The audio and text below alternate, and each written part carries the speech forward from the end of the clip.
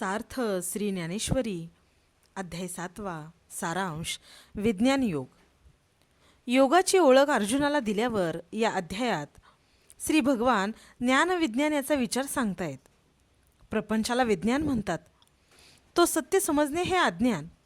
जाणीवेचा जिथे शिरकावच नाही ते ज्ञान. विज्ञान निशेष भजले जाते, अज्ञान नाहीसे होते. मन व बुद्धी इत्यादिकांना अगोचर असणारे हे स्वरूप ते शिल्लक राहते असा विचार सांगितला जाईल.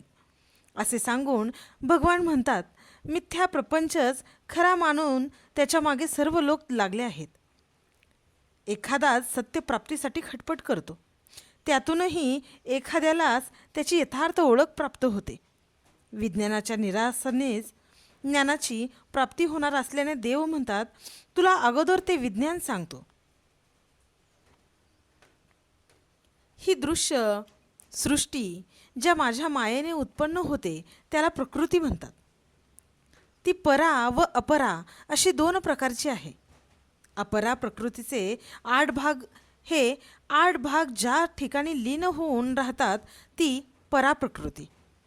तिच्यापासून अंडज, स्वदेज, जारज व उद्भिज असे निरनिळ्या आकाराचे परंतु एकाच योग्यतेचे असंख्य प्राणी निर्माण होतात व त्यांच्याकडून पुढे कर्माचे व्यवहार होतात. हीच प्रकृती पुन्हा साम्यावस्थेला आली म्हणजे हा विश्वाकार लयाला जातो. हे सर्व जे दिसते ते मृगजलाप्रमाणे फक्त भासमान आहे. त्याला सत्य अधिष्ठान सर्व मीच आहे. सत्व रजतम युक्त असे विश्वाच्या आकाराला आलेले पदार्थ हे जरी माझ्यापासून झालेले असले तरी त्यात मी मात्र नाही. ही त्रिगुणात्मक सृष्टी माझ्यापासून निर्माण झाली पण तिने मला झाकून टाकले. तसे हे सर्व प्राणी मात्र माझ्यापासूनच झाले पण भ्रांतीत गुरफटून मलाच विसरले, विषयांमागे लागले. भगवान म्हणतात, अतर्क्य अनुल्लंघनीय माया कशी तरून जाता येईल ते आता तुला सांगतो. ही माया तरून जाण्यास कठीण आहे. मोठी नदी समज. या नदीचे उत्कट वर्णन करून देव सांगतात, बुद्धी, वेदाभ्यास, तप, यज्ञ, कर्म इत्यादी साधनांनी जेही माया नदीत तरून जाण्याचा प्रयत्न करतात त्यांची त्यात असणाऱ्या विषय, मद, अभिमान वगैरेंनी संकटांनी दमछाक होते. या मायेतून तरून जाण्यास सद्गुरू चरणांचा आश्रय करून मला सर्व भावाने शरण येणे हाच एकमेव उपाय आहे. पण असे लोक फारच थोडे असतात. बाकी सर्व अहंकाररूपी भूतांनी पछाडलेले जन्म मरणरूपी दुःख भोगीत आहेत. इथे भगवंत जिज्ञासू, आर्त, अतिथी व ज्ञानी असे 4 भक्तांचे प्रकार स्पष्ट करून सांगतात. व ज्ञानी भक्तांच्या वैराग्य, सत्संगतीची कास, निष्काम कर्म, गुरुकृपा व अंती भगवान प्राप्तीच्या अनुभवाचे वर्णन करतात. असा महात्मा दुर्लभच आहे.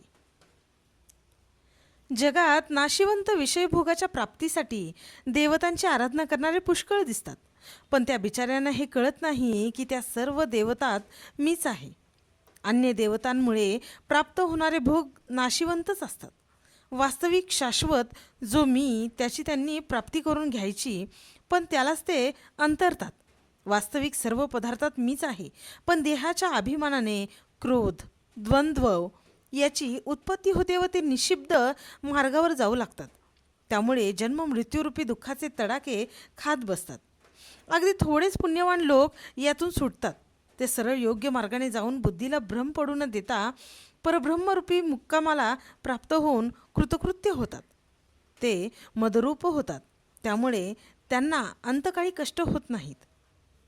श्री ज्ञानदेव म्हणतात, ब्रह्मरसाने भरलेले परमानंदाने परिपूर्ण असे देवाचे बोलणे ऐकून अर्जुन मुग्ध झाला. त्याला स्वर्गसुख फिके वाटू लागले. त्याची तृप्ती होईना. तेव्हा त्याने पुन्हा प्रश्न विचारले.